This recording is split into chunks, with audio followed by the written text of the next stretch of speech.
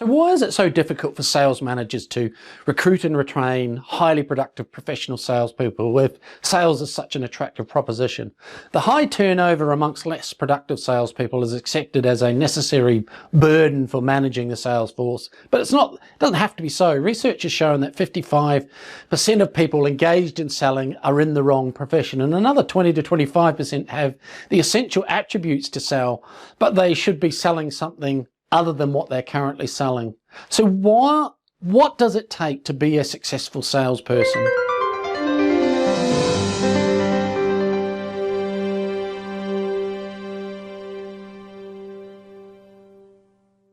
By the very nature of the work itself, successful salespeople possess a unique set of personality attributes that enable them to succeed. Mediocre sales performance cannot be disguised, as a salesperson's success or failure is revealed immediately by the bottom line results. Welcome to Summit Scale, where entrepreneurial leaders come to learn how to grow their small businesses into mid-sized companies. It takes a special kind of individual to succeed in sales. There are 5 key qualities that are essential for success. 1, empathy, 2, focus, 3, responsibility, 4, optimism, and 5, ego drive. Now let's take a look at each of these. First, empathy. Empathy is the ability to identify with customers, to feel what they are feeling and make customers feel respected. A salesperson showing empathy can gain trust and establish rapport with customers by being on their side and not appearing judgmental. Empathy allows the salesperson to read the customers, show concern, and clearly demonstrate his or her interest in providing a proper solution. So what to look for in good performers? Well, ability to establish rapport easily and put people at ease in their presence, good listening skills, and curiosity. They will ask questions that require more than a yes or no answer. Whereas poor performers, they'll experience difficulty in establishing rapport with a wide variety of people. They'll have difficulty recognizing and responding to subtle verbal and non-verbal and behavioral cues. Next, focus. A person with focus is internally driven to accomplish goals and can stay attentive to one topic. They're able to organize themselves and recognize what needs to be done in order to achieve their goals. In a salesperson, focus produces best results when it's balanced with empathy. So what to look for in good performers in this area? Well, they're goal-orientated and have the ability to articulate their goals clearly and assign timelines. They possess the self-discipline and conscientiousness to service customers and develop the business from that customer on successive sales calls, and they'll give clear, direct answers to interview questions, whereas poor performers will need structure and external assistance from a manager to keep them from being distracted and on track with their objectives, and they'll be anxious about things being performed according to the rules or established procedures. Next, responsibility.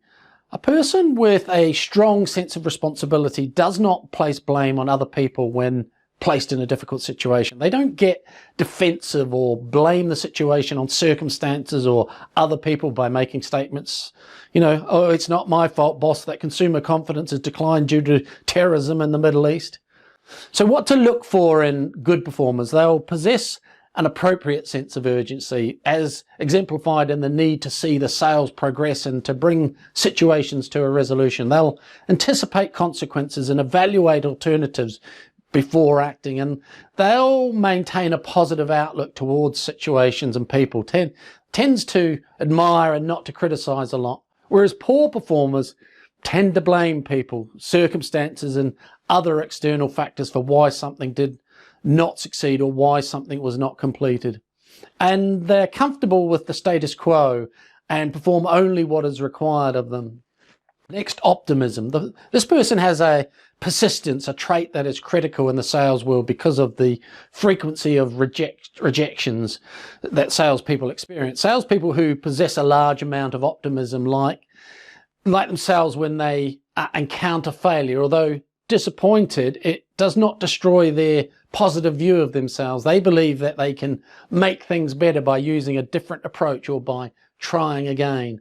What to look for in good performers? Well, initiative and the ability to focus on opportunities and solutions. They'll focus on what can be done as opposed to what cannot be accomplished, and they have a persistence in forcing an important issue, even in the face of possible rejection.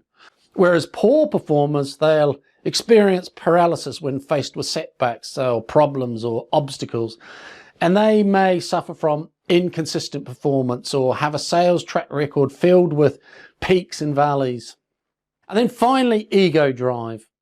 Ego drive is similar to optimism in that both traits require persistence. It's all about competitiveness. When a person hangs in there with fist clench and teeth gritting appetite to succeed at his or her goal, you see a powerful ego drive. So what to look for in good performers? Well, they'll enjoy competitiveness and constantly look for ways to measure themselves against their peers. They'll possess leadership qualities and not afraid to exert pressure to influence others. And they're determined to win and willing to take risk, whereas poor performers rely on manipulation instead of trust and rapport for results.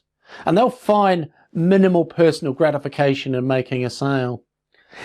If you'd like to learn how to build the sales performance of your business and a whole lot more, why not experience a free complimentary coaching session with me? Go to www.summitscale.biz/consult and book a call to see if you qualify. I'm Shane Spears of Summit Scale. See you next time.